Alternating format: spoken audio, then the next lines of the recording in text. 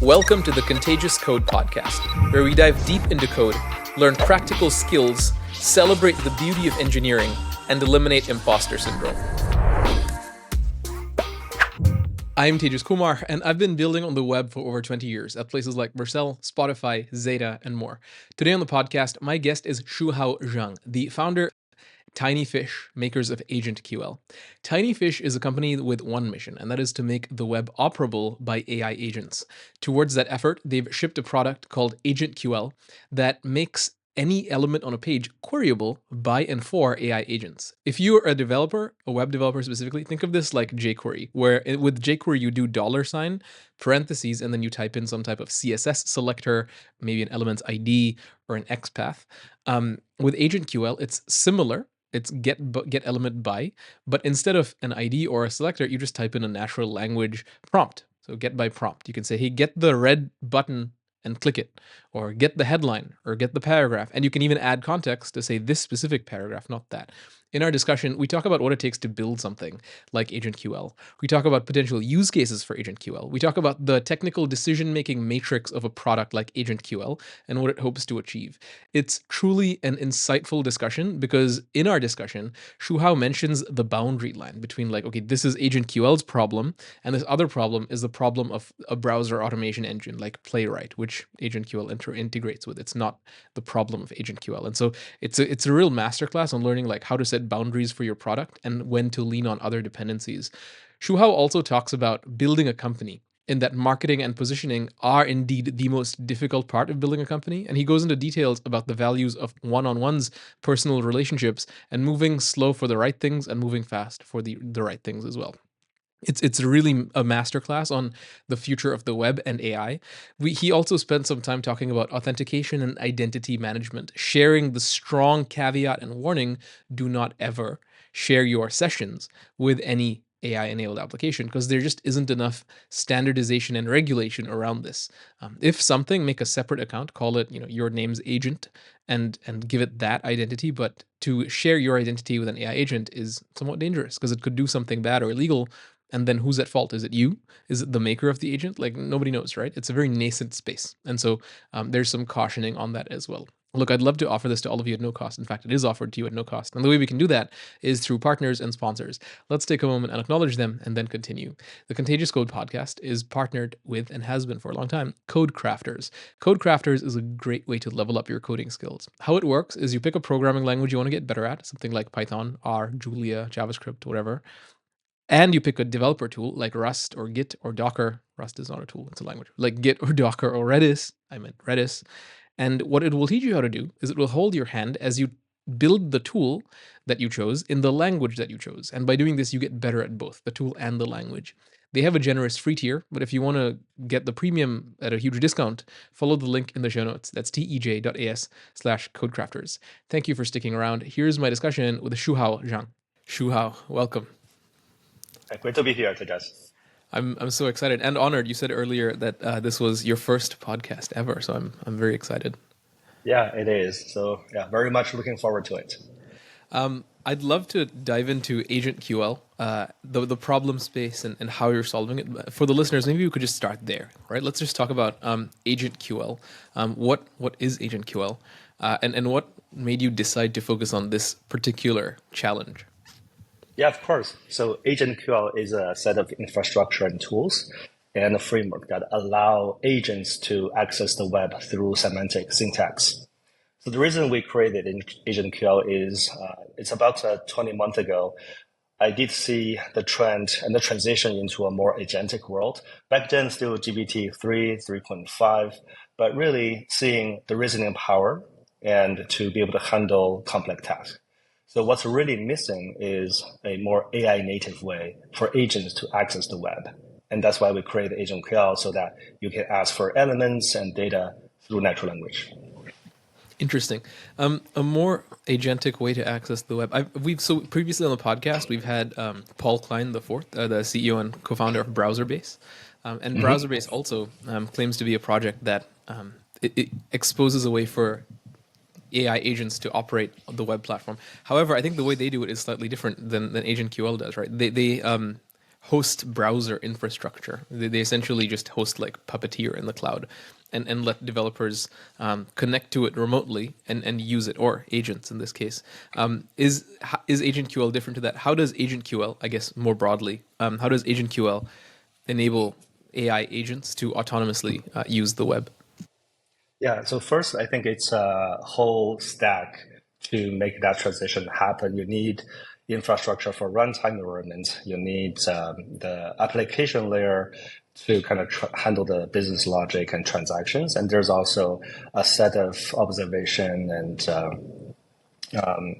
monitoring and authentication. So there are different levels of the stack. Where AgentQL is today is the application layer where we support the programs that behind agents to access the web. And traditionally, you can think of we're replacing the XPath or CSS selectors, replace that with a semantic query.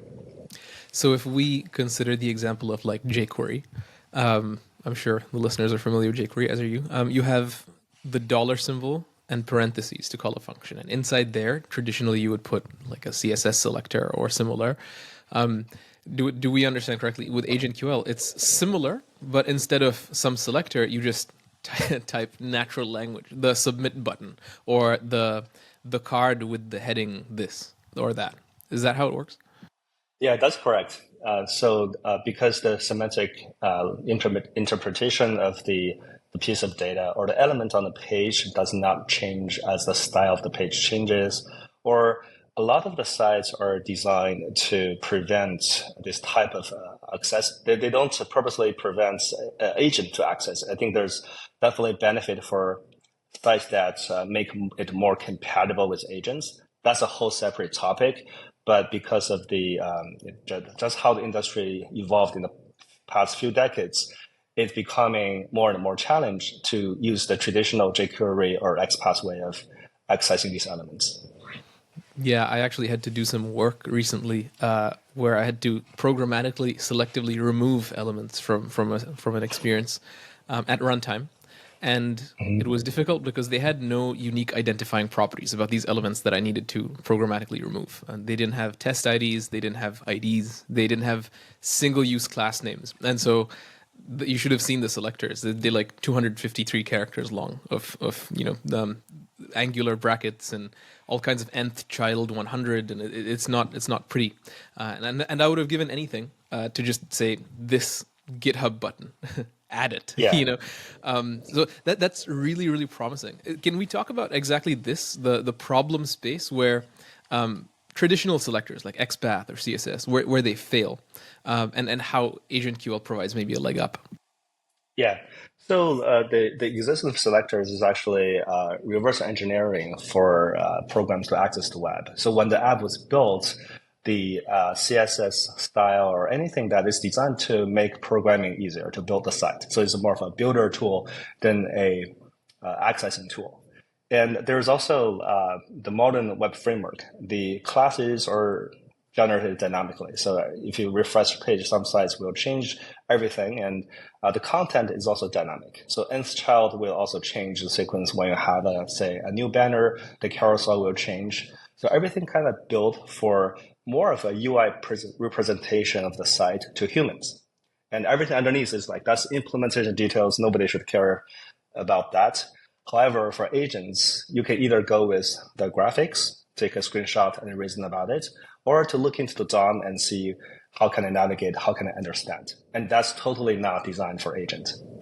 Interesting. You mentioned two cases here that I think are very interesting to double click on. Number one, you said take a screenshot and just recognize an element using an AI model, or look at the DOM. And for those listening who aren't familiar, the DOM is just a big JavaScript object that represents the structure of a web page. Is that what AgentQL is using under the hood? Either one of those, or maybe both of those approaches? Yeah. So we have this is a technical decision we made since day one, and we constantly evaluating both approaches. Whenever there's a new model that does better with images and even videos, we will evaluate with our own benchmark. So what we found is the DOM is still a better choice to process. I think it's one is the training set, the data set for language models are more, there's way more data of HTMLs and DOMs than images.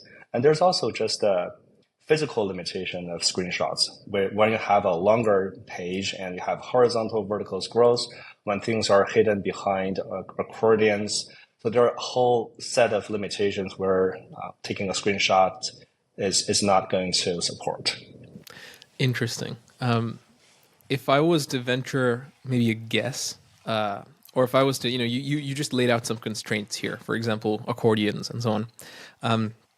There also is probably merit, right, in using image models to detect if a user says, hey, this submit button or the primary button or the blue button.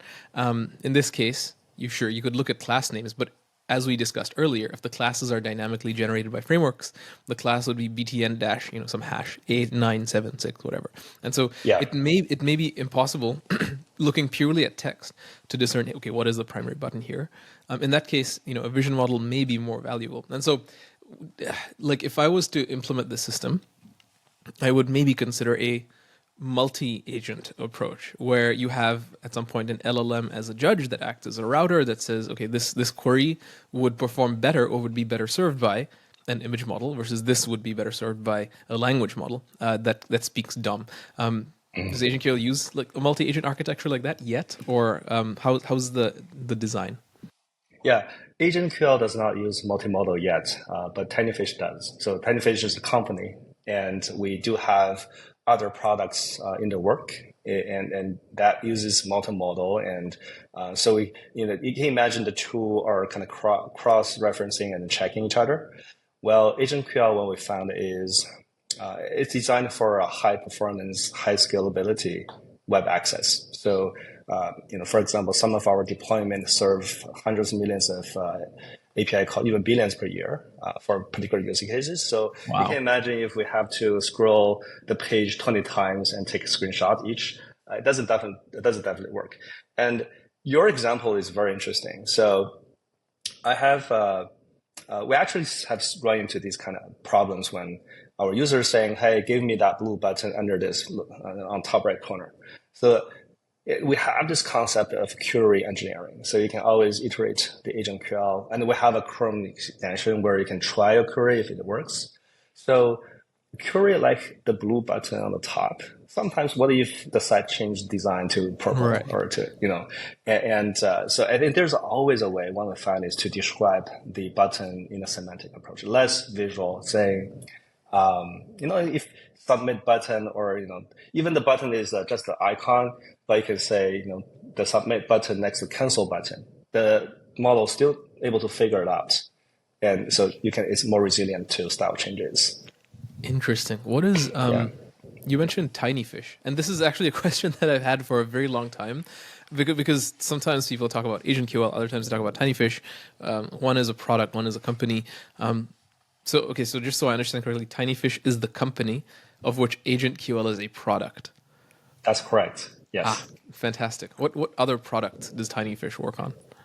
Yeah, so we have so the company is by income technically still under stealth. So we don't really talk about the company a lot or promote. So rather, AgentQL is our first product, and it's still that we have a lot of features to add to AgentQL. But there's also our ultimate goal is to empower enterprises to integrate their systems and data more efficiently. So AgentQL kind of act one that unlock the semantic access to the web. And we are working on web agents that can navigate and can complete tasks and learn the tools. And so that will change how you connect things amongst enterprise and transition more of an AI native operation mode. Interesting. You mentioned earlier that there's multiple layers to the problem of enabling an AI native web, an agent native web that is infrastructure for the runtime, application layer, observability, and authentication. And so I can very well imagine what TinyFish may be working on based on that. So when developing a component like AgentQL that understands natural language to address elements on a web page in the DOM, this obviously isn't easy. It's a big challenge. As you mentioned, right? If I say to an LLM, go to this URL and click on the primary button, then if you want to build something like this, at least in a very bare bones way, what you would do is maybe and spoiler alert, I actually built a crawler without AgentQL that I want to go try now with AgentQL and see like how the performance changes. But what you would do is do a network request to a web page, get back the markup, and then convert that markup to DOM, and then pass that to a language model. Hey, go find the content in the card, and then it will find something with div class name card and get you the content. Or so you need to get the DOM, pass it to a language model, and then query the DOM with the language model. This sounds like poor man's AgentQL. Obviously, it's a harder challenge with a more elegant solution. So this is my long-winded way of asking. What are some of the technical hurdles, technical decisions that y'all have had to make that were maybe more poignant going into creating a component like AgentQL? That's actually an accurate high-level description of the process. And definitely there are more details in it and challenges kind of in the details. So as you said, at a high level, we do have so on the client side, we have an environment to load the content and pre-process. And that part is responsible for more complex structures, like if the page has shadow DOM or nested iframe, usually you cannot just take it out of as a beautiful soup. So you need to have quite a bit of injected JavaScript to process it and then be able to access. And everything that we do here will make sure the integrity of the page. So it looks the same and nothing will change in the in data layer. It's rather to be able to kind of take the entire content over. Otherwise, you kind of get just the skeleton. And most of the modern enterprise applications, especially, they are using this type of structure, like Salesforce Lightning. You have a ton of shadow DOM slots. So that's first. And then we do have other pre-processing that makes the follow-up interaction easier. Not every element has IDs. So we kind of inject a pseudo ID where the model can just return you the data ID for you to interact. So all of that pre-processing is not open sourced, but we are a Python library and Node.js, so you can actually see the source code and see how it works.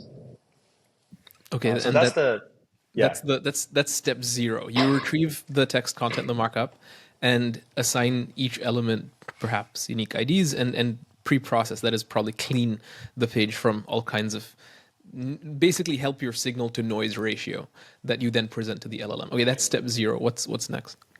Yeah, step number 2 is we kind of convert the HTML. There are a lot of redundant noises, and it's still today modern LLM you can fit into a context window like 1 million with Gemini, but still when you have a larger context window, it's very the accuracy dropped, right? Things lost in the middle. So there are post-processing when it goes onto our server, and we're going to downsize the HTML. Still keep all of the critical information, and a lot of the information surprisingly live in the attributes, not on the user visible level. So like deciding which one to keep, which one to slim down, and that's the whole process happened on the server. And then there is the interaction with the LLM. And so a lot of the demo you see out there, dump the entire HTML to LLM, ask a question, where is the submit button? And you probably every demo works once. However, since day one, we aim for a high accuracy and reliability. And because we always want to go to enterprise use cases. And so there are a lot working with the LLM, how we can keep it grounded, and then we can do post verification as well and make sure the output is always consistent. So if LLM doesn't know, it will keep saying no. Make a mistake, it will make the same mistake. And so that user can keep iterating the queries. Is the LLM configurable? I'm assuming it has to be. If you're targeting enterprise at some point, you'll need to work with open source on-prem LLMs. Yeah, so the underlying model can be swapped, and it does take a specific system prompt for each model, and we have a whole set of internal evaluation benchmark. Actually, we spend a lot of time building that internally so that we know when a new model changed, it plug into the system and how does that perform, what needs to be tweaked. And what we found, sometimes if we upgrade from like Gemini 1.5 to 2 or other models, even the models are more powerful, we see a regression. So that's where we can plug it into our system and then fine tune everything to make sure that performs well. Are these benchmarks open source or more widely shared? No, I think it's a benchmark. We try to. Like we definitely invested time, actually a whole month, to see how this can be open sourced and as a standard.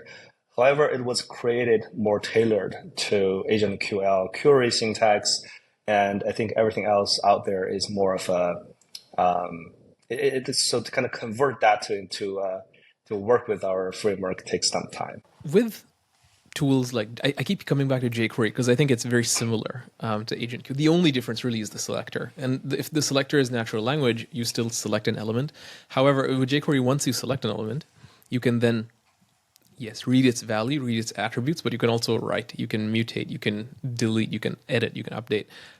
Is there a plan for AgentQL to have agents manipulate the DOM or just read it? Yeah, so actually you can interact. So there are two query types. One is query element. The other one is query data. So query data, you can think of as read-only. And query element is just as jQuery. Once you find the element, you can do anything. You can do the entire CRUD with that element. It's so interesting. This is such a gray area, right? Because in the beginning you said the goal is to enable AI agents to work on the web, to operate the web. I think of a tool like jQuery, or even what you just said, query element, as something for developers.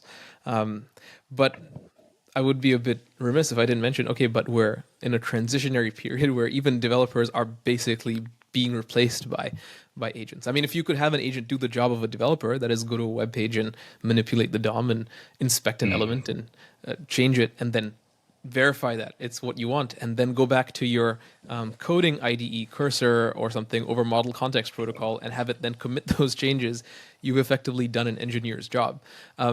So I guess, do I understand correctly that when you say make the web operable by agents, that's what you mean? Yeah, actually, you're right. So first, why query elements?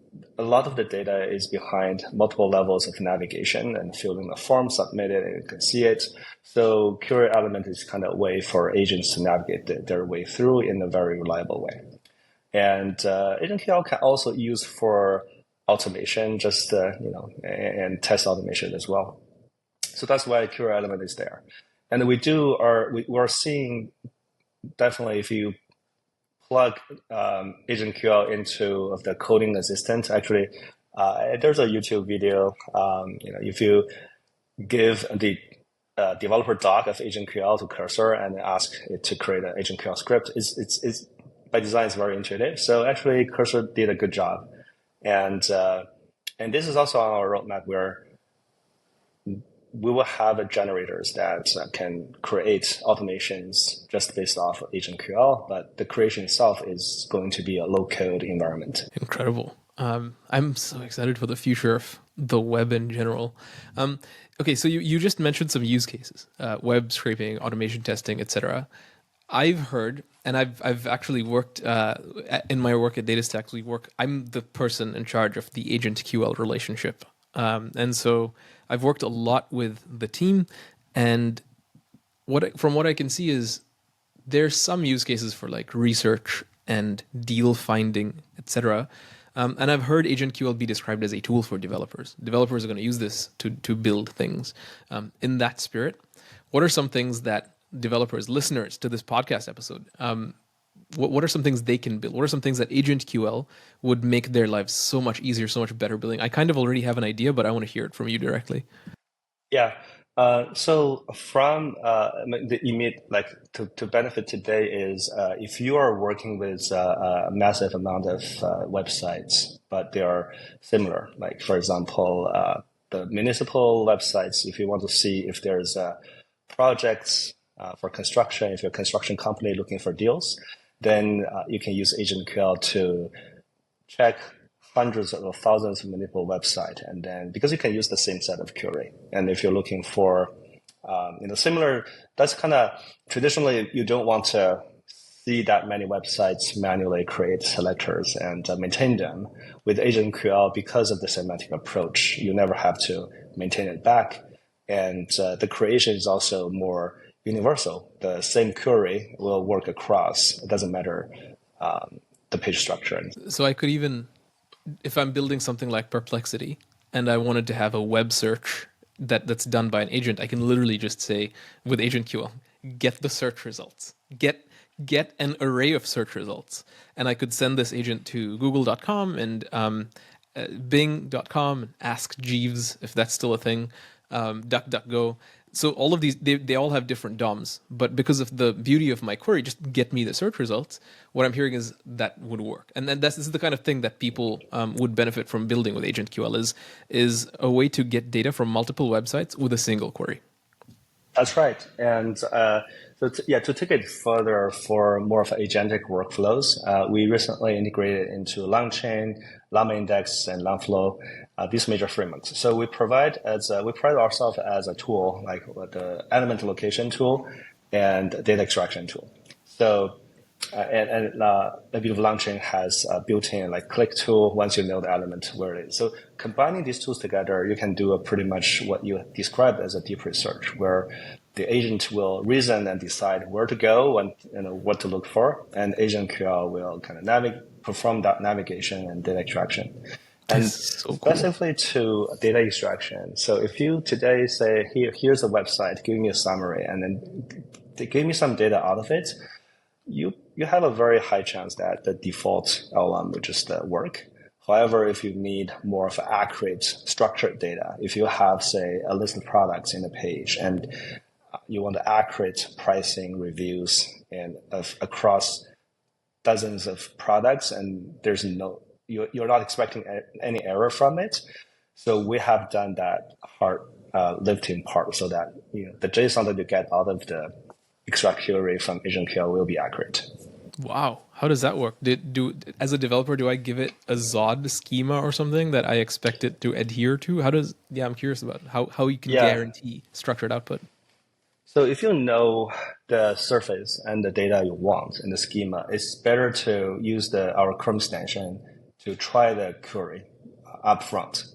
And back to the government deal example. So if you want to care about like the project number, due dates, and all the budget, everything, so you can create a query very similar to GraphQL, and then you can try it on multiple websites. You can get a good feeling, and you can even kind of loop it through multiple sites.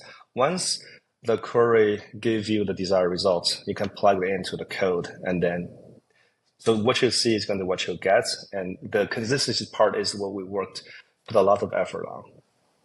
Awesome. I still look forward to trying. How does it disambiguate identical elements? You know what I mean? Like if I say get the text description, but it's a list page with many articles and many descriptions, but I say get me the description. At some point the agent is going to be like, okay, but like which description? And in one way it could just ask me, what do you mean? Which one? So that's one path. It could go the other path and just give me all descriptions, and then ask me which one. Or it could just give me the first one, right? So like, I'm curious what the strategy is there for like resolving identical matches. Yeah, so that's a good question. So we do support query context. So that's a tool that you can use within the query. The query is a pseudo JSON shape where you have query terms, say description, and then you can put context after that, like in parentheses, say I only want the description for the product, but not the review or the user experience. Or you can say if you have a list of jobs on the job board, you can say, I only want the jobs for a software engineer. And if you see a list of products, you see, I want all the products, but not the sponsored ones. So the parentheses will serve as a disambiguation tool.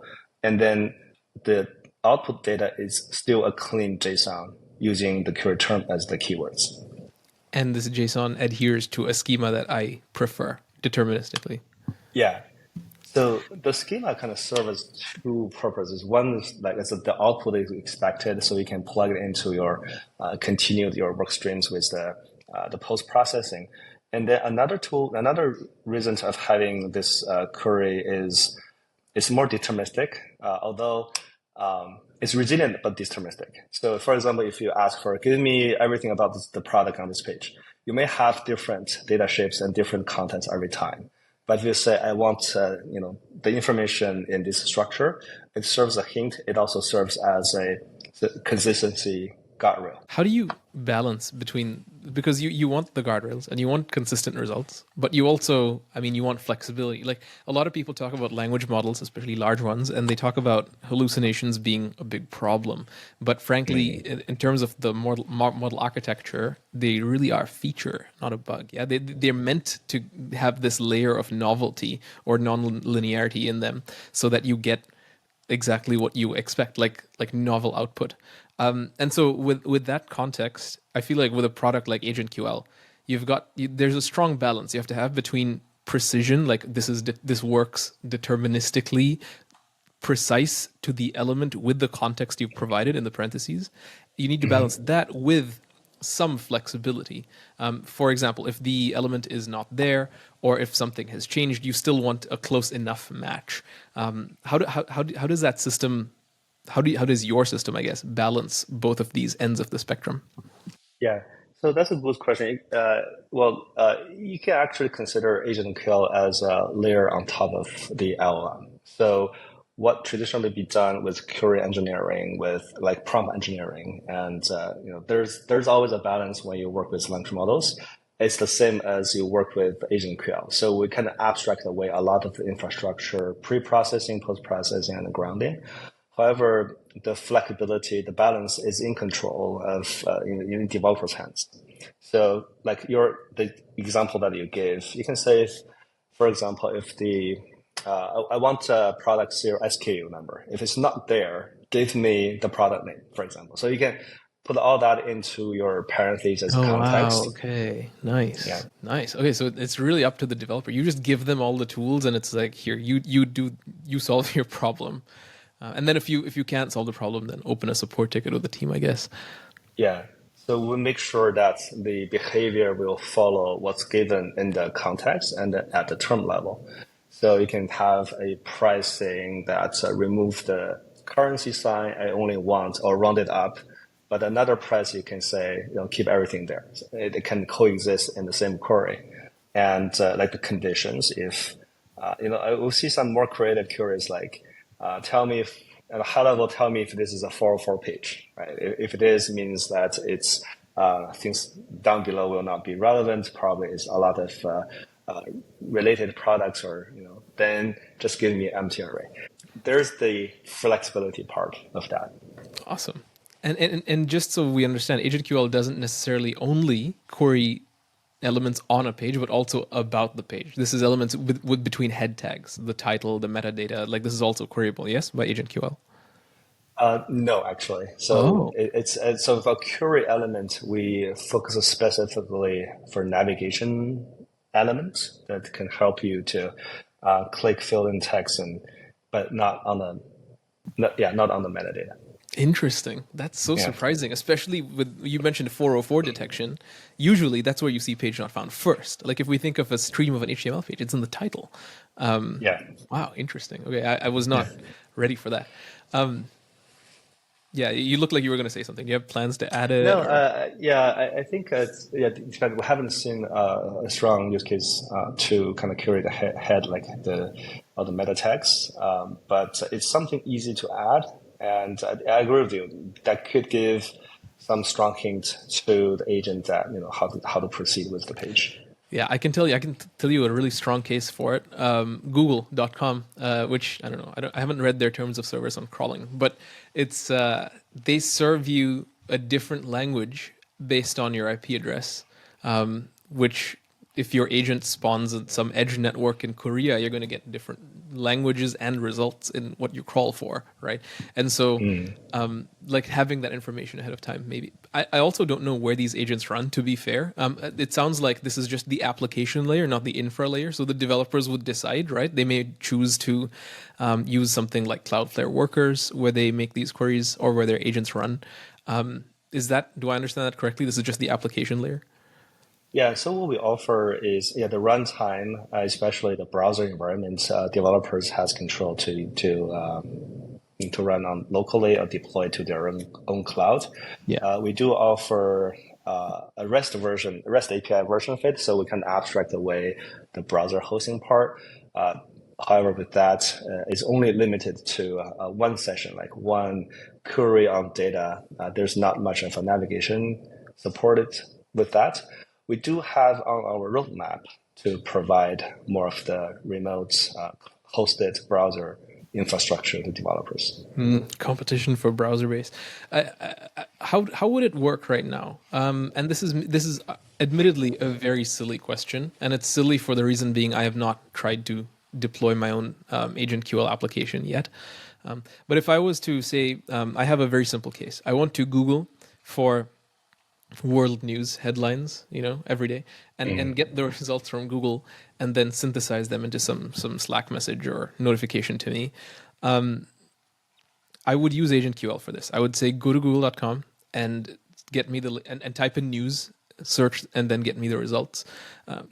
Where would so I can run that locally, and it would use Playwright or something? Is that our SDK uses Playwright as default, although you can plug it into Puppeteer and others.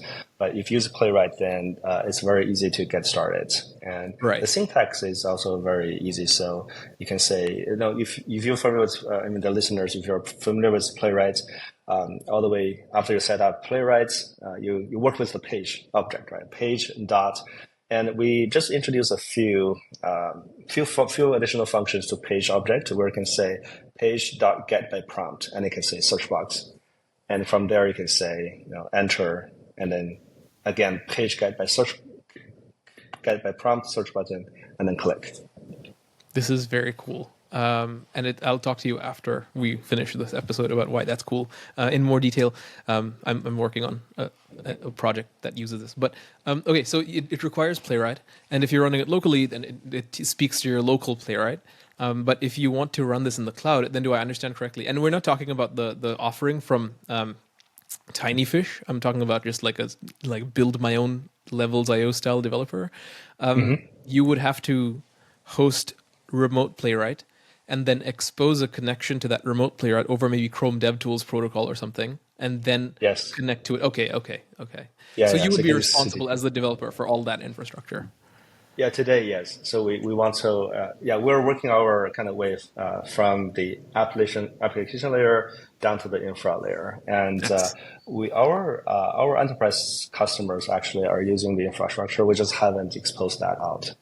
That's excellent. Because I actually built that infrastructure layer for myself in a self-managed Kubernetes cluster, and cool. So it sounds like for me, I just have to point it at my already existing Playwright or browser instances, and then just use them. That's perfect. You already have it. Yeah. And it's not even that hard to build. It took like maybe 3 hours. I will probably do a podcast episode on teaching developers how to do. Maybe not if it takes business away from you. I would rather them just use your thing. No. I think it's. I'm very excited about remote browser. I think that's a new environment for agents to run, and I think there's a long way to go with that. There's definitely more. This is the beginning. So. Yeah. Okay, so it sounds like this is a complete suite built for browsing the internet and doing stuff, either for agents or developers, if developers are actually agents. What are some of the most important the most critical engineering decisions one has to make with this? Yeah, I think that's a great question, right? Why AgentQL, and what's the alternative? I think the biggest decision is really how accurate and deterministic of your agent needs to be. When I say this, accuracy, deterministic doesn't go against with flexibility and resilience. So you definitely want your script to behave the same, especially you are working on the workflow and automation. So, and things like compare these two different syntax. One is open the page and search for this, that's the prompt. Search for this keyword and click on the third result. So, and when it's getting more complex, you don't really know if the behavior will be the same on that prompt. Right? Versus find me the search box and enter this and click on the search button. So, and also because we have a Chrome extension where you can try the semantic locator. When you say search box, sometimes there are multiple search boxes in the page for a lot of the e-commerce websites, and you will know which one it locates to. And you can actually add additional context and say, oh, give me the search box that's searching for the brands, not just the product. So and then you know that will always be the one that you work with. And then put into the script. So work with it. Once you deploy this, you know that it's going to always having this behavior you have seen. Versus you just never know, which search box is going to click next time. And so that's kind of the decision that developer would make if you really want to adopt a newer framework for your automation and data extraction. Yeah, I meant more the decision internally in making AgentQL. You've obviously had to make some. For example, a big decision is choosing Playwright as the default integration for browser automation. And you said you support Puppeteer, Selenium, others. But that is an example of an internal decision that you had to make. I see. Yeah. I'm talking about so when you're building something like this, that you want to be consistent, deterministic, and intuitive, way more intuitive than brittle like XPath and CSS selectors. What are some decisions there that your engineering team had to go think about for a few days, maybe weeks, and then come back and implement? Yeah, actually, now I got your question, but I think it kind of related to what I just talked about. We did make this decision very early on, what's the prompt style should be like, what's the syntax standard, and then we kind of went with a query structure, right. And so that's it's a good balance of deterministic and flexibility, and you can know the behavior that you expect versus a more open syntax. Yeah. This is something that's so difficult, especially for a stealth early company, because who do you ask? At some point, you've got to trust someone's intuition.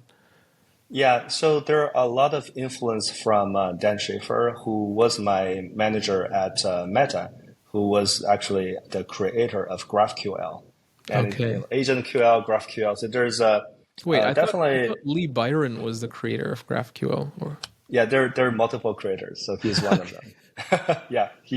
I definitely see the first commit of GraphQL and back in the days. But we took a few weeks of whiteboard sessions, and to really because there are so many ways of approaching this, especially in the very early days.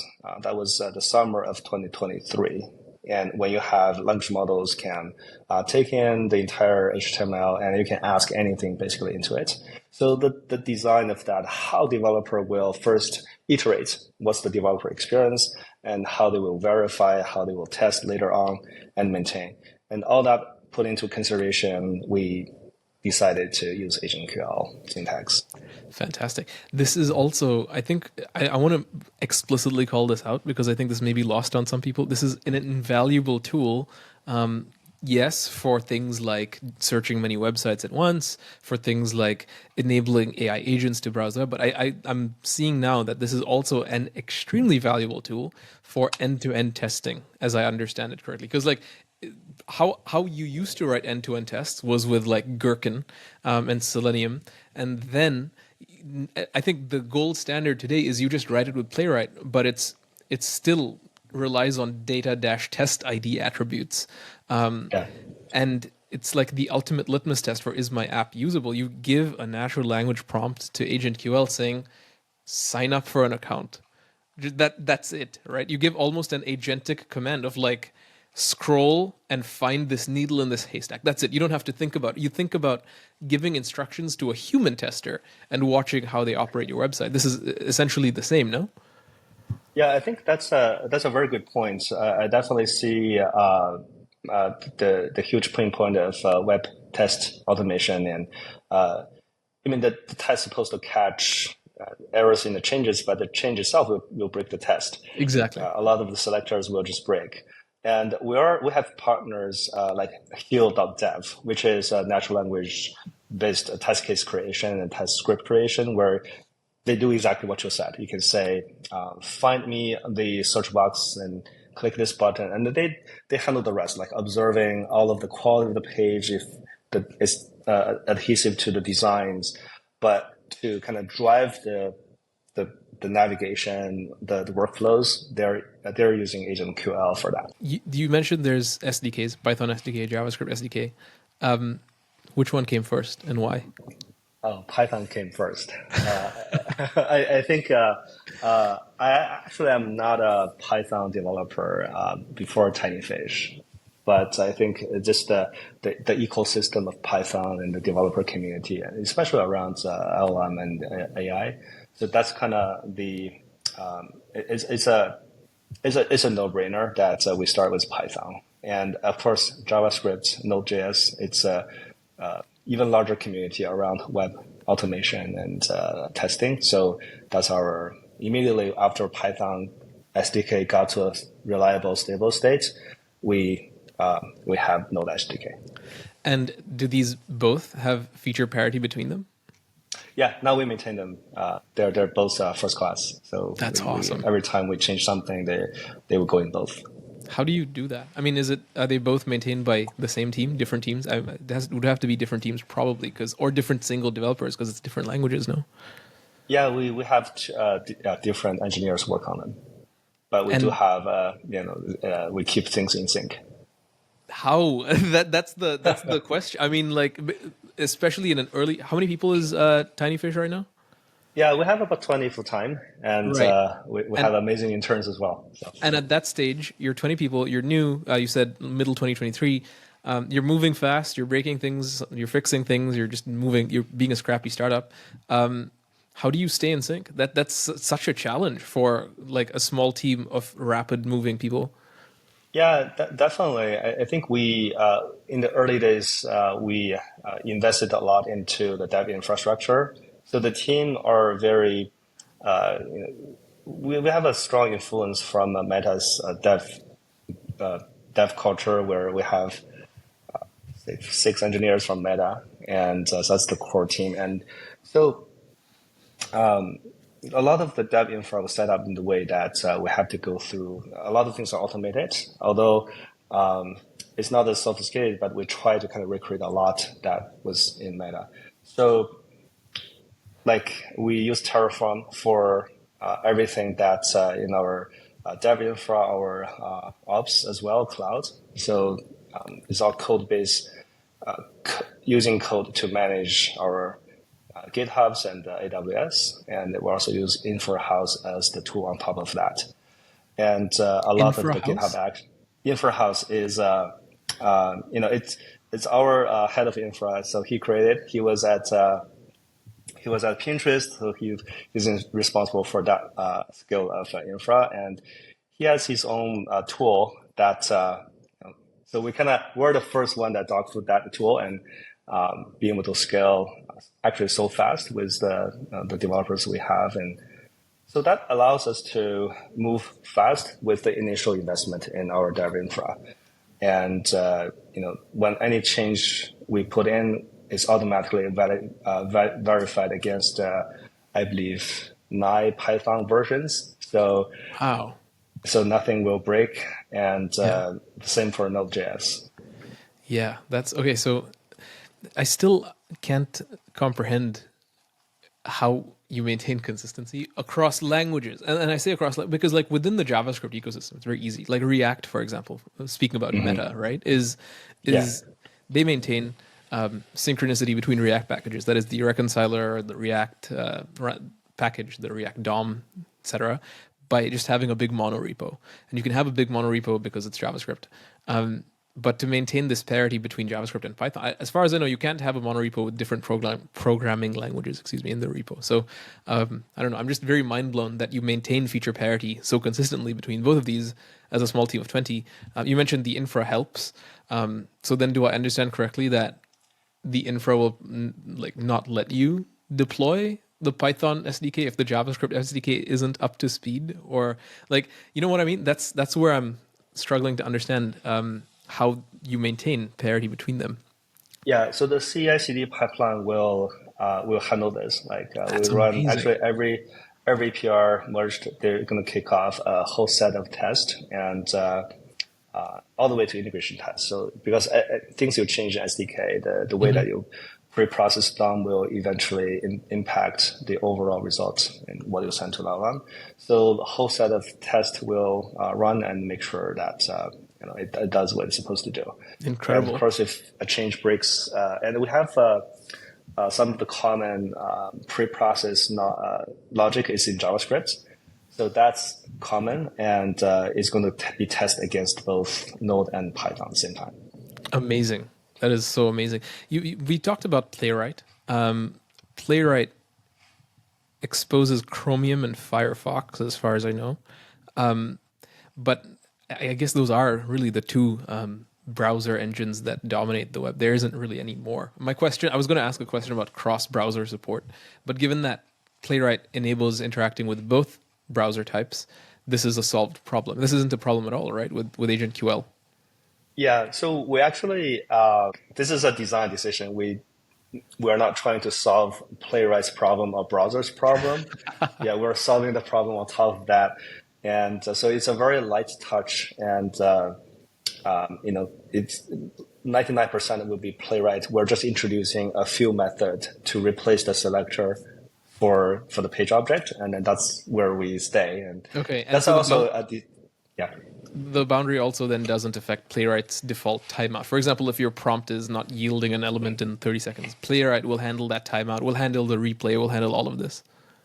Yeah, and so if you're very proficient with Playwright, you know how to change that. So we're not going there. It's a decision we made early on as well. So we pick our battle and develop, because developers are, especially Playwright developers, they know every detail of it.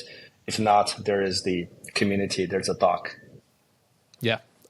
So this also means things like browser sessions and state management, all of this is just totally handed off to Playwright. This is not AgentQL's problem. Yeah, actually, yeah. So that's also to kind of the flexibility, and also those are the solved problems. Yeah. We do consider if we will expose the remote browser environments. There might be some considerations there. It does kind of complex things out when you have a remote browser where you want to know which tab you're on, and there's a whole set of complexities there. We're gonna put some consideration. Yeah, I would be interested in, because I think we all know sort of that the next evolution of agentic AI is the ability to not just take actions like write code and generate things, but take actions on behalf of a user. And that requires sharing authentication state across remote browser sessions. But that then opens up a whole can of worms, right? Because what you're essentially doing is having someone's cookies, someone's identity live on a server that they do not control or own. And so, like you mentioned, there's edge cases there, or there are things that we haven't yet given enough consideration, perhaps, that they deserve. But I think that would be very interesting. Frankly, I don't yet know a way in which to securely share identity between my cloud-hosted Kubernetes cluster of Playwright and my local Playwright or my local browser. Yeah, that's actually, that could be a whole by itself in discussion. And that's where I pay a lot of attention to, and I hope there's a more of an industrial solution to it. And I agree with you, whatever it is today, I don't think it's secure. And actually, I do not recommend users to share their sessions with a remote browser. And it's a new paradigm. I think it's great for a demo purpose and verification of concept. but in production, that is definitely is not industrial tested. It's just a new concept. There's no infrastructure around to even detect penetration, and this is a very, very gray area. Yeah. Yeah. So your advice for the vast majority of people is don't do it. Stay away from it until there's more standards around it. Yeah, I think just because if you have, yeah, I would leave it there. I think, but I definitely see this is an area where it's going to be infrastructure. You're going to see successful companies who figure out maybe it takes multiple players, stakeholders in the industry to make a standard and a protocol. But today is rather a insecure hack. Do not log in your bank account with a remote browser. Yeah, no, I think we need, so what we're seeing with Anthropic's latest work, for example, is Model Context Protocol. And it's this beautiful thing, which is not just like Anthropic started it, but so many companies are now playing in this space because MCP is open source. And I think what I'm hearing you say is we need something similar like that, but for user state across browser domains. Yeah, I think, yeah, there's the identity, there's authentication. They're two different things, but if you can unify them in the context of agent. So I think the system needs to let agent in and human out. So there's like today's rather let humans in, agent out, or bot out. The ideal, the protocol that the industry should align is the system should let agent in, like for a certain set of features, but not humans. And the agent should have its own identity, not assuming from the human identity. So they should publicly say, I'm an agent of Shuhao, but I'm not Shuhao, right? I'm his agent, and I have my own way of authentication. It's not assuming my browser session cookies or my password or my OAuth token. I should have my own authentication. And with the tool, then you can imagine we can enforce, we can observe, we can monitor. Otherwise, whether Shuhao did something in the system or the agent did something, it's a very blurry, and there are a whole set of problems when you put it into enterprise context or even any more of a sensitive, even consumer use cases as well. Yeah, like if you get audited, I think the most basic example, if you get audited and you want audits of user behavior, and Shuhao's agent just acts as Shuhao, then like who did what? And what if worst case? What if Shuhao did something illegal? Was it Shuhao? Was it his agent? Who owns? Yeah. Is it the creator of the agent, or is it me? Or so I think that's the whole industry that can. I mean, I think there will be either some companies like Okta or some companies figure that part out, or maybe an emerging company will figure it out. So you're based in Silicon Valley, right? Like Santa Clara? No, we're in Palo Alto. Oh, wow, even better. And so, given your proximity to these companies, is there a company that you're aware of that's tackling these problems? Yeah, I think I always keep an eye out. I haven't seen any that it does. It takes more stakeholders to kind of define this. But I think this is, before we have this, we will not have a secure deployment of agents at scale. Fantastic. I'm going to keep my eyes peeled. And for those listening at this point, this is a free startup idea for anybody who feels ambitious enough. I wanted to talk to you, coming back to AgentQL. And this is a challenge. What I'm about to share with you, you're well familiar, is a challenge for navigating the web, for screen readers, for people with more accessible needs, but also for jQuery, is if you've got, for example, a data grid or a table with a million, a billion, a trillion virtualized rows. Usually these are rendered in Canvas because it's performant. You see where I'm going with this? This is a nightmare to query with Playwright, with jQuery, whatever it may be. What's AgentQL's way of working with such inaccessible data? Yeah, so that's where it comes the vision part. So we haven't publicly announced, but we are been working on a technology called DocQL. But we will brand it more of an AgentQL for docs, where you can have PowerPoint docs and PDFs and spreadsheets as an image. And it's especially good with tabular data and graph data, where you can have a chart, you can have a table. The table can be, a PDF table can be very creative. The format, you have missing lines, you have merged cells and everything. So it's a technology we've been developing for a few months. Again, every time we develop something, we have an internal benchmark, make sure this will fulfill the requirements of especially financials. You want to see a financial report and have to be accurate. And so yeah, we're working to release that in the next few weeks. Wow, and this is where you can take a screenshot of the spreadsheet, the table, and then you can say, "Hi, I want a structured output from it," or a PDF where you can say, "I want a JSON out of the graph or the table." What if this is not visible in one screenshot, one picture? What if it's I need to scroll infinitely or paginate to get to more data? Yeah, that's a question I actually don't have an answer to. Yeah, I think that's so cool. I'm gloating a little bit because I feel like finally I've pushed enough to where I've also come to a place where this is super complex. I wonder if he has an answer. Yeah. So I can explain why. So we definitely have figured out the normal pagination where you can go to the next page and load more. But for infinite scroll, we haven't figured out. And I think it's because by definition is infinite, and so you always have to cut it to fit into a context window, and you need to remember where you left off and then put it back. But the very top, the header, the container contains some context, so you have to kind of roll that in and connect everything together. It's doable. It's just something that require a lot of investment that we are just not ready for.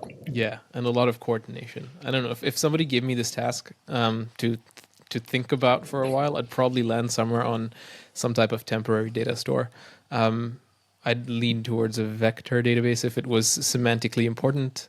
Just a very ephemeral, like an intermediary layer of I'm just going to store a bunch of stuff here and retrieve the relevant chunks, put it, but anyway, it sounds like a problem that I'm not going to solve in a day of thinking. Yeah. But that's a very, very good. You caught me. That's probably the only scenario we just we don't have an answer for. We're also encourage developers, if you find any solution, let us know. We can put it into our SDK. Yeah. Fantastic. I want to talk to you about the operating modes. I've heard that there's multiple specialized modes when using AgentQL. There's fast mode, there's standard mode, and there's stealth mode. Tell us about these. Yeah. So the fast mode is using a lighter language model. So the speed is the bottleneck of the speed is actually how fast the token per minute, token per second, and definitely the most powerful models will give you the best results, but it's a lot slower. So that's kind of a choice for developers to make. I would say for 90% of the surfaces, the web pages, the fast mode perform as well as the standard mode. So that's why it's the default. For extremely complex web pages where you have nested list and very dense information, then the standard mode will perform better. So that's that. And then the stealth mode is rather, this is come with the agent identity. So today's websites are designed to kind of prevent malicious bots and massively attacking them or accessing them. So they use to see if the browser is a real user's browser on the desktop or it's a bot browser. And they do this by inspecting the request header user agent, yeah, most of the time. Or is there more to it? There's definitely more to it. There's a whole science on it. It's a browser fingerprint. So you have to run a certain JavaScript to kind of see your graphic hardware rendering engine and all that, and to see if you are because the stealth browser or the headless browser, they optimize to remove certain capabilities, and those are the how anti-bot measures will detect. So stealth mode is trying to recreate that fingerprint of your browser and bypassing this. That is so cool. I, a question just came to mind because you mentioned fast mode uses a smaller, faster model. If I was running AgentQL locally, does that mean I run a model on my computer locally? No, so we abstract the model away, and our enterprise customers can definitely choose which model to use. However, we pick the model. We have we pay we pay to The the bill. model. We pay for the model, the bill, and yeah. So that means if I npm install the JavaScript SDK and use it with my locally running Playwright, at some point this will phone home, so to speak, and speak over the internet to AgentQL's remote service and do the inference there. Yeah, that's right. So in terms of cost, actually, sometimes if you're working with super large pages, it's actually you're paying less than you're paying to download the model directly. In terms of the number of tokens, we've seen there are users using us against Wikipedia. Every page is a million token. Wow. And that's definitely. But we have our ways to kind of manage the cost to a reasonable. But we definitely want to have AgentQL to be used by more developers, give us feedback, and that's why we price it in a way it's affordable, it's reasonable. Let's talk about the AgentQL browser toolkit for Langchain, which is, I think, something of a flagship integration. I've heard good things about it. Can you tell us about it, me and the listeners? What does it enable? Does it enable a full end-to-end flow? Yeah, so we provide basic yet powerful tools to Langchain, and first is the get element tool. So Langchain is great at orchestrating the workflow and deciding what to do next. And break that down further is to which element should I interact next. And because of the semantic locator, Langchain can say find the submit button, and then they have a built-in click tool, which we don't provide. Playwright has its own click tool. Once you know the element, the click tool will click on it. So these are the building blocks that allow Langchain to orchestrate a long work stream with these primitive tools. So what's really missing is the accurate way to identify an element through semantic query. And that's exactly what you supply.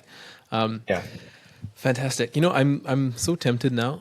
I think it's a well-known fact. This podcast is run by, of course, a team, but on this team, I'm the only human, and there's quite a bit of automation across the board, and some of it involves working with browser. For example, uploading this stuff to Spotify, Apple, etc. Automated. And wow, that's impressive. Yeah, it's we at some point we used to ship 2 episodes each, like about an hour and a half, 2 hours a week. So every Monday, every Thursday, and this was beautiful. There's just like completely automatic. I show up and record, and then everything just kind of falls into place.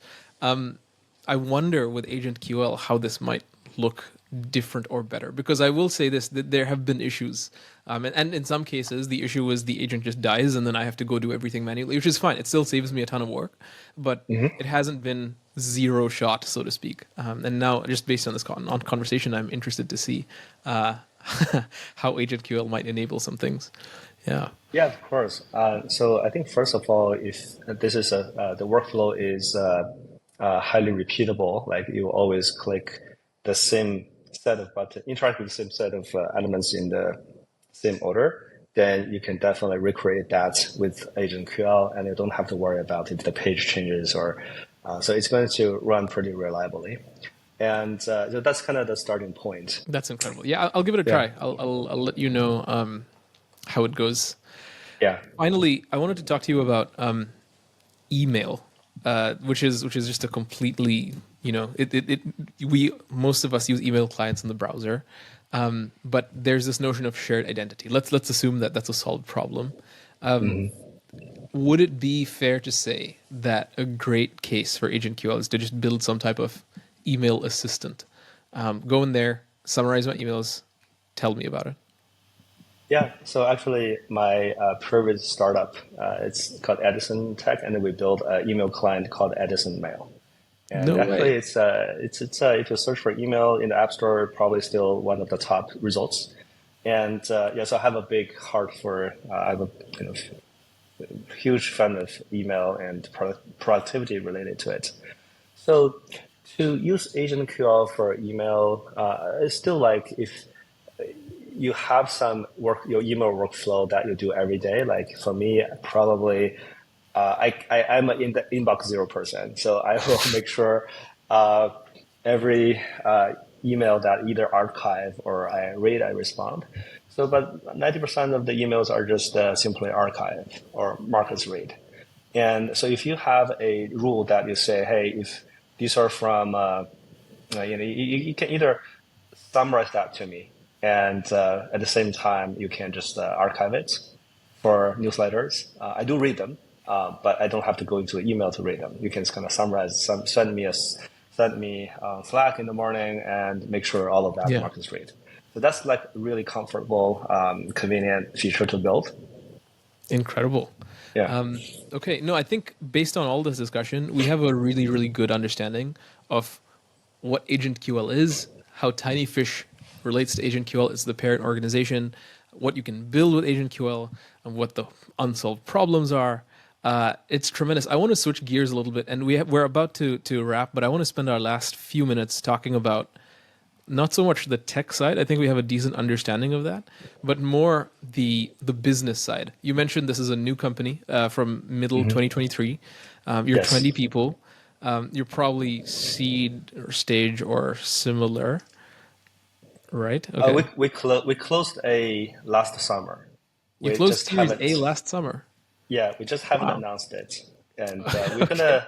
we're gonna launch the company maybe in a month or two when we feel like now we're ready to go as a Wow. company. I like that you're being Yeah, so open about this. You're like, we raised it, we haven't announced it. Cool. Can I still publish this episode like next week? And of course. I wow. think we just you know, so busy with building on the building and focus on. I believe focusing really the speed matters now, and they're building the deep stack and solving the most challenging problem first is what we are focusing on as a strategy. So yeah, I think, but when we are ready, our next so Asian Cow is there, when the next product's ready, then we're gonna launch TinyFish. The next product is DocQL or something else? It's a web agent. I will leave it there. That's such a tease, man. But I will honor that. Okay, no, but talking about the business, cool, very cool. You're building a suite of products, and you're going to launch soon. I'm hyped for that. Happy to support that. However, with the podcast or otherwise, I want to talk about hard problems in building the business. You mentioned you had a startup before with the Edison mail that ended for a reason. Building a business isn't easy, and we've had a bunch of technical founders and CEOs on the podcast. Many, many, many people. Netlify, Vercel, whatever, and on I could go. And every single founder has mentioned that the hardest thing with building a business like this is not so much the engineering and the decisions you have to make, not the technical constraints, not even the team. It's really marketing and positioning. Literally everyone has, like the CEO of Terzo Database, Glauber Costa, has said this. Flight Control, Brandon Bayer has said this. Do you agree with that sentiment? Are you having, if we consider the things you're doing at TinyFish, building AgentQL, hiring a team, fundraising, marketing and positioning, is that accurate? Like what the majority consensus tends to be, that marketing and positioning is the hardest thing with a business, or is there more to it?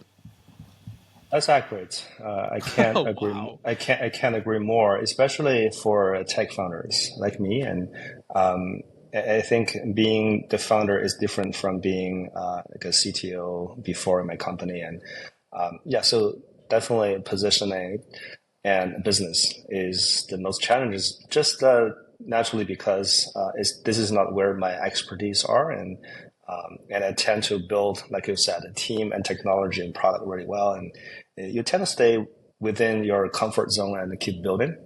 And the unknown territory is necessary, is crucial as a company. And so that's the part that I think every tech founder needs to really, I think first is to kind of admit this is where I need help. This is where I need the world-class expert to make it work, just as much as you need world-class engineers and product. And yeah, so I think that's step number one to kind of stay as competitive as a company and sustainable. Wow. Okay. It's so surprising that literally everyone struggles with this. It's almost a consequence of living in the attention economy, where everyone's on TikTok and just constantly scrolling on different things where they don't really.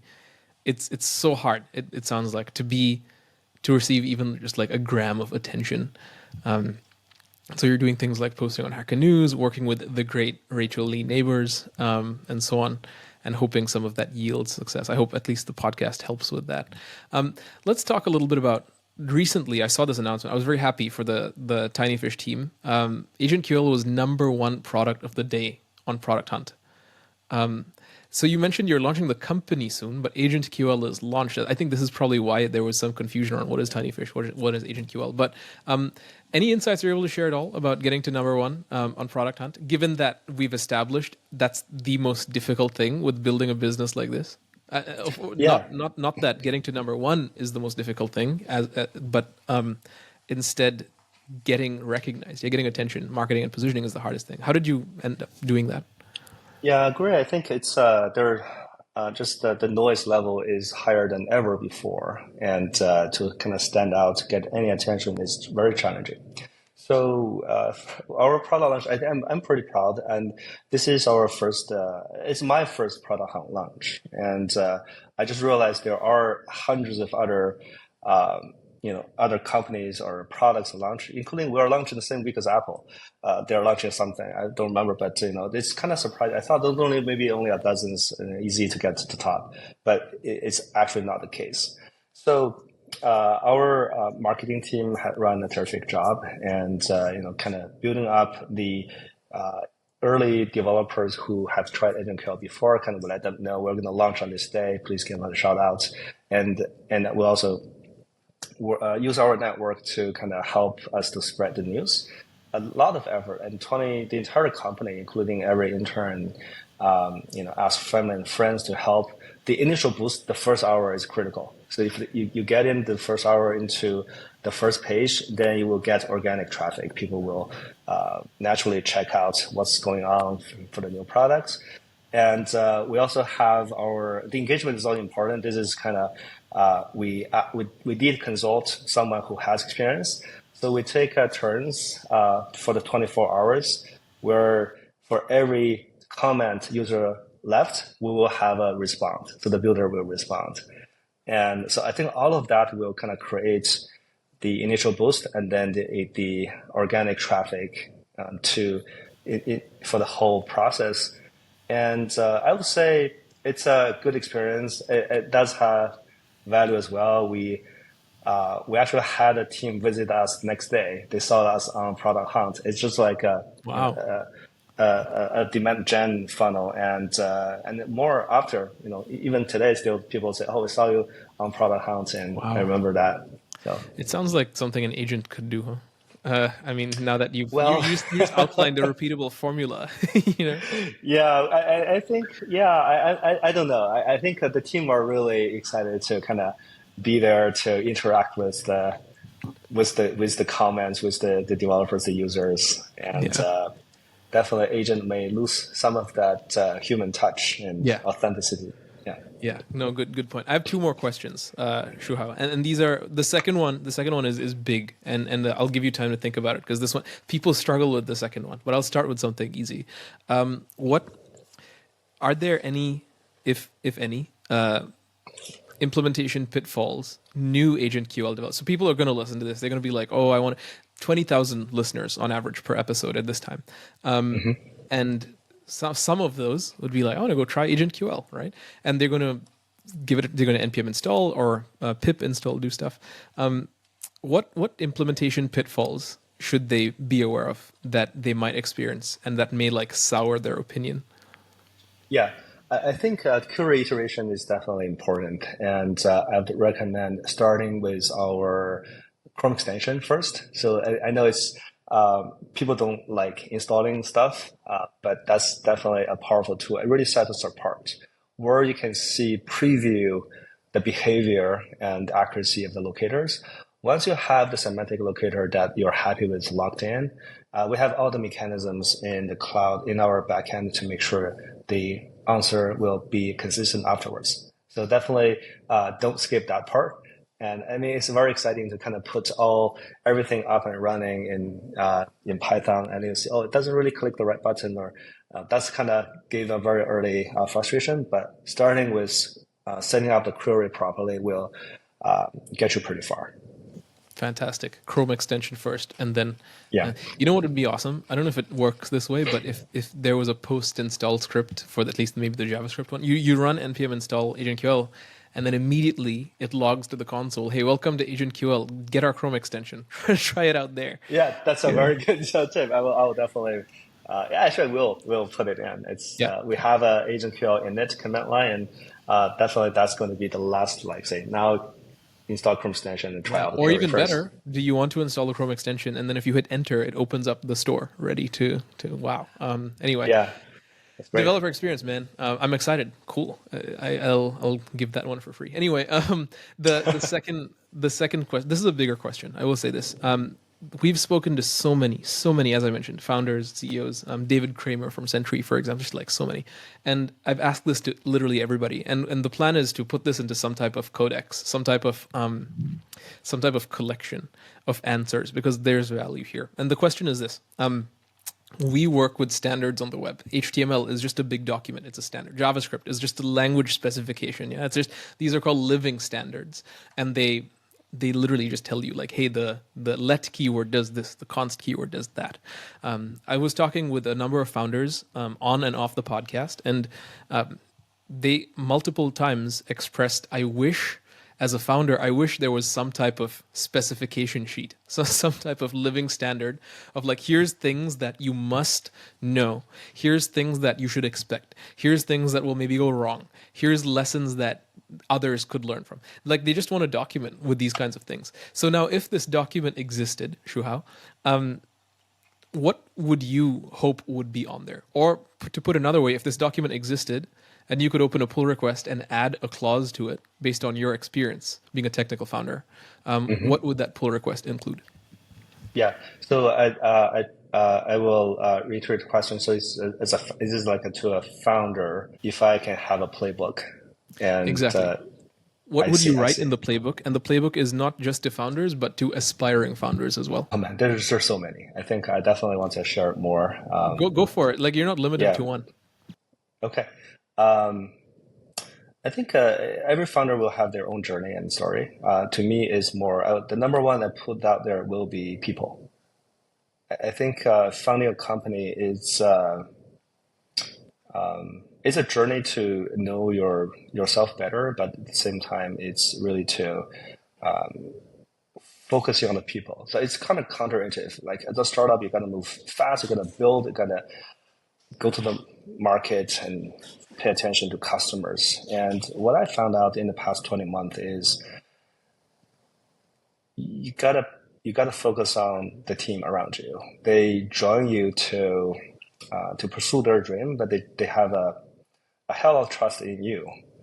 And a lot of things they haven't figured out before they join you, even today. So I think this is a collective journey that you know that, and really pay attention to the team, and so that's kind of the foundation. I have Can I interrupt you there with the first one, because you're answering in multi-part, which I love, but I want to dive into each part here because there's so much value. You mentioned this paradox of you need to move fast.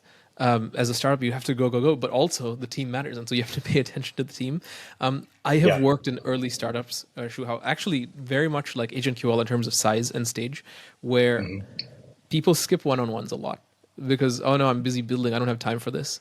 And this happens frequently to the point where the personal connection is sort of suffering.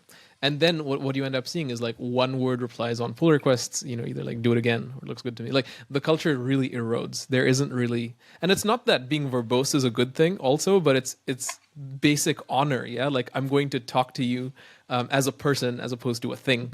And as you mentioned, that requires time, but then you need to be early, and time is scarce. And so, is that resonating at all? Like, how Yeah, does a founder then balance that correctly?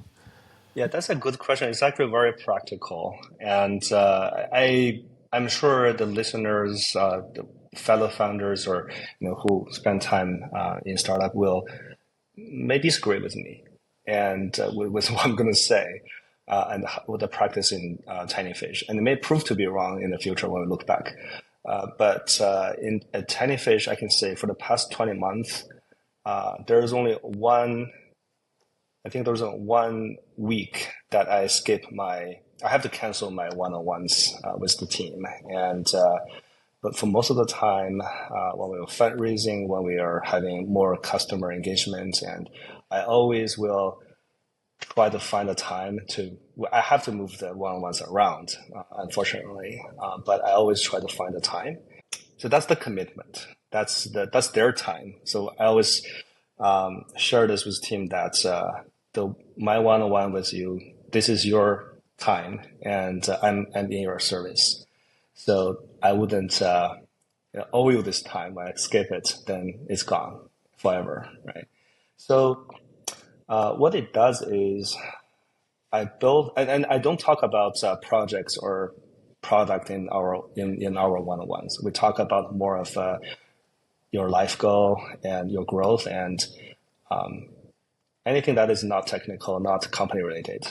And sometimes inevitably we will touch that, but also with the purpose of can we both learn something from each other and grow. And that Do your reports also see it that way? Do they see it as the same value of like, hey, I want to context switch from driving hard and building a company to now, I want to learn something from you and talk about my goals. Do they also see it with that same sort of prestige as opposed to this is getting in the way of me doing focused work?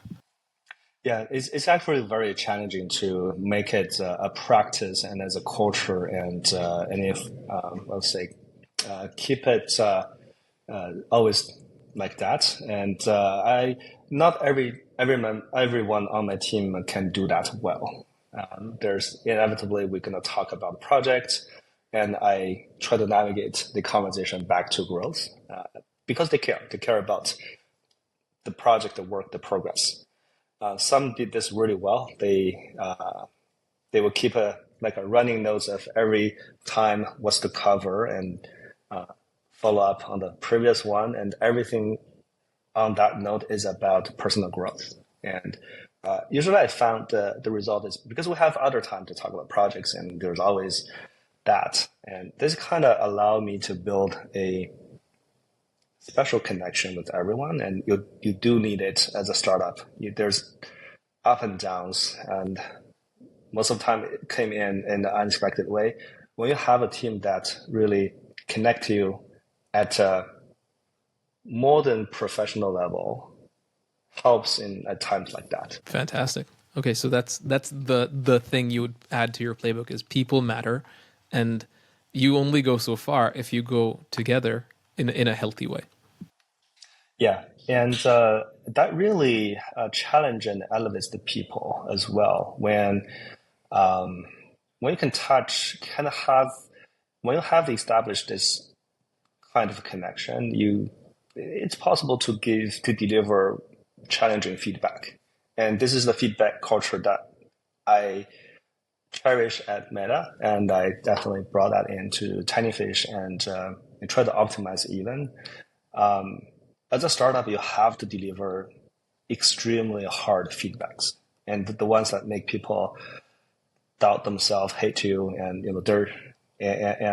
being transparent is also very, very challenging because by nature you are very vulnerable, and you may have a customer that you work with for a few months and they just say no in the end, but you put in a lot of effort, and there could be a lot of these things happen, and it could be a decision that I made wrong, and could be some other reasons. But the ability to kind of put everything on the table to communicate and navigate the ambiguity, it takes a lot of trust and to do that well. Right.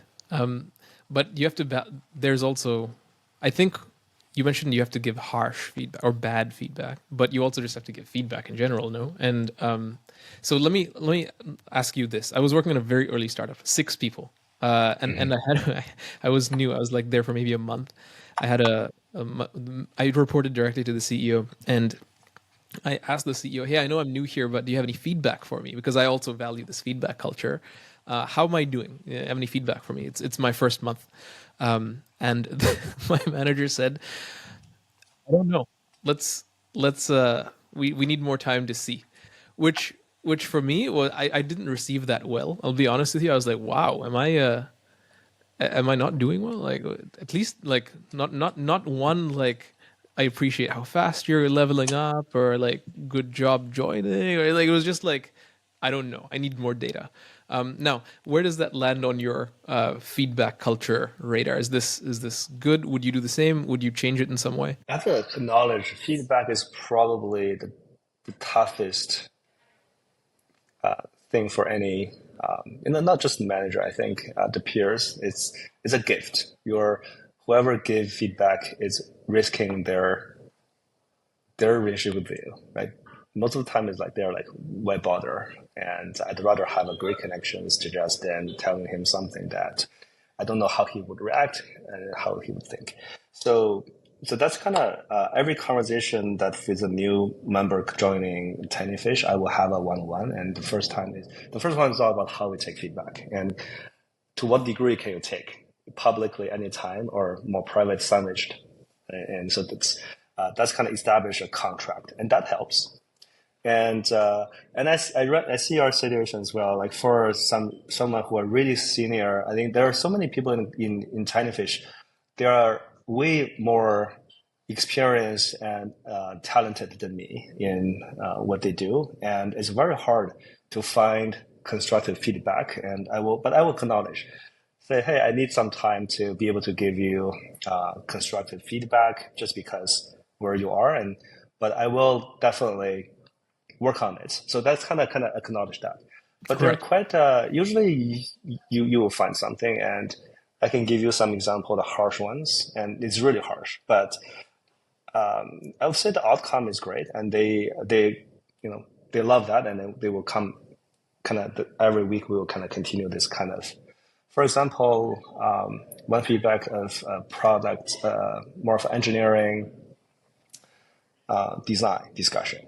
Right? So that you have that all the time. And my feedback to the person who runs this is throughout the designs, the proposals that you list out, I can only see you care about how people think how smart you are. And you're wasting everyone's time. So it's very harsh. You can imagine, like, if I don't have that kind of connection with this person, I lose him right away. But what I got is, Shuhao, you are right. I list this out to show I have covered the edge cases, or how thoughtful I am, but I agree with you. The solution I want to propose is just one. We should just focus on that one and then keep going. And that really, it's a bonding opportunity also. They trust me that I can risk everything to tell them this kind of feedback that nobody would share. And they can also see if they didn't know this, in the future career, they're going to run into the same, and that kind of limiting. That's amazing. I also like that this was a great example. Thank you. I think there's a lot we can learn from this. One, you need to make the time to develop this rapport so that then when you say stuff like this, they know you're coming from a good place. And two, you mentioned the feedback is harsh, but so I'm a student of communication, and with communication, there's many aspects to it, but there's two fundamental aspects, which is the content and the delivery. And what I saw from your example is the content of, hey, I think you're wasting everyone's time, was harsh, yeah, but the delivery was not. The delivery was gentle. And I think this is one of those like secret ingredients where you want to be able to tell someone something directly and honestly, but also convey, hey, I'm doing this to honor you. I'm not doing this to be malicious to you. Does that make sense?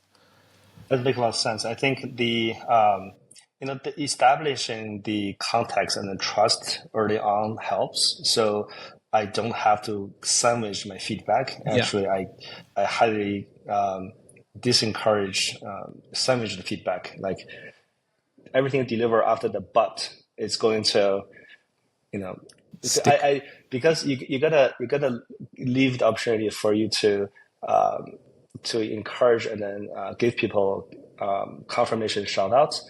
When you say you did great, they know you really like what they do. It's not something, there's nothing after that. So sandwiching harsh conversation kind of make that Playwright conversation work well, but it kind of really kind of invalidate the future shout out and then confirmation conversations. No, that's very good. Well, on that note, Shuhao, thank you so much. Let's leave it there. I want to take a moment and really acknowledge your tremendous contribution. I mean, from explaining AgentQL, its intention, its inception, why it exists, and what it solves, to diving even into building a business in a healthy way that can scale well. So many takeaways. And since you value so much feedback, I want to give you feedback that this has been, at least for me, an excellent discussion.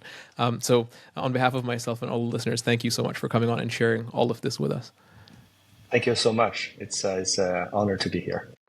Thank you for joining my discussion with the Shuhao. I hope you enjoyed it as much as I did. So, what are you going to build? What are you going to build with AgentQL? What are you going to build scraping the web? What are you going to build for agents? There's so much. Let us know in the comments or on socials. Which, by the way, if you're learning from and or enjoying this content, a great way to support it is to just share it on socials. Hey, this is useful, maybe, and just let people know it exists. If you're watching on YouTube, then if you like the video and subscribe to the channel, that'd be a huge help. Or if you're listening on Spotify or Apple, if you leave any review up to 5 stars, that would also help surface this in the right places. Ultimately, the goal is democratizing knowledge with some really brilliant minds, and I hope that you benefit from it, and so do your friends. Thanks so much for joining this podcast. Thank you for sticking around, and most importantly, thank you for your interest in engineering.